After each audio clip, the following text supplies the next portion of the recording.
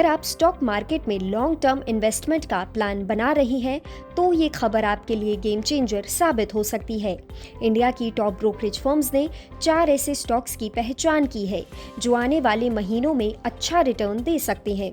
चारों ही कंपनियां अलग अलग सेक्टर्स की हैं, फंडामेंटली स्ट्रॉन्ग है और फ्यूचर ग्रोथ के लिहाज से एक्सपर्ट्स की फेवरेट बनी हुई है। आइए इनकी डिटेल रिपोर्ट जानते हैं। इंफ्रा सेक्टर की इस बड़ी कंपनी पर न्यूमोरा ने फिर से अपनी बाय रेटिंग बरकरार रखी है और इसका टारगेट प्राइस 970 से बढ़ाकर 985 कर दिया है।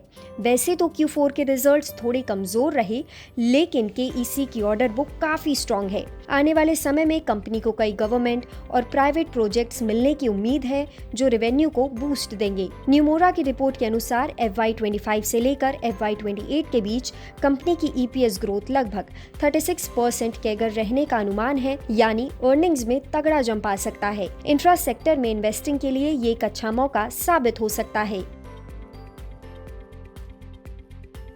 केमिकल सेक्टर की स्ट्रॉन्ग कंपनी को UBS ब्रोकरेज ने पहले सेल रेटिंग दी थी, लेकिन अब उन्होंने इसे बाय रेटिंग में अपग्रेड कर दिया है। साथ ही टारगेट प्राइस को 615 से बढ़ाकर 625 किया गया है। UBS के मुताबिक कंपनी की strategic planning, long term client relationship और मार्केट एक्सपेंशन काफी मजबूत है। FY25 से लेकर FY28 के बीच कंपनी की एडिटा में 25% की एनुअल ग्रोथ का अनुमान है, जो इन्वेस्टर्स के लिए एक पॉजिटिव सिग्नल है, यानी ये share long term wealth creation में आपकी मदद कर सकता है। इसके बाद फोर्टिस हेल्थकेयर पर भी न्यूमोरा ने बाय रेटिंग जारी रखी है और टारगेट 700 से बढ़ाकर 820 कर दिया है।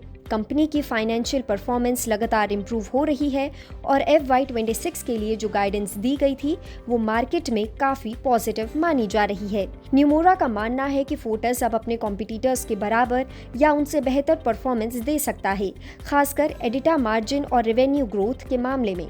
हेल्थ केयर सेक्टर में एक रिलायबल और हाई ग्रोथ ऑप्शन की तलाश है तो फोर्टिस एक स्ट्रॉन्ग कैंडिडेट हो सकता है। ऑटो सेक्टर की इस कंपनी पर सिटी ने पॉजिटिव आउटलुक रखा है। चौथी तिमाही के नतीजे एस्टीमेट से बेहतर रहे, खासकर ग्रॉस मार्जिन और कॉस्ट एफिशिएंसी की वजह से। इसी को ध्यान में रखते हुए सिटी ने टारगेट को 270 से बढ़ाकर 290 कर दिया है और इसे बाय रिकमेंडेशन दी है।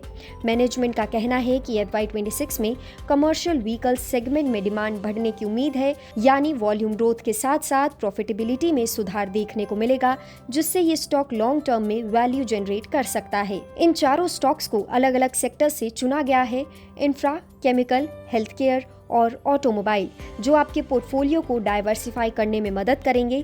ऐसे में अगर आप निवेश करते हैं तो अपने फाइनेंशियल एडवाइजर से सलाह जरूर लें। आपको इन चारों में से कौन सा स्टॉक सबसे बेहतरीन लगा, हमें कमेंट सेक्शन में जरूर बताएं और ऐसी ही खबरों के लिए देखते रहें जी बिजनेस।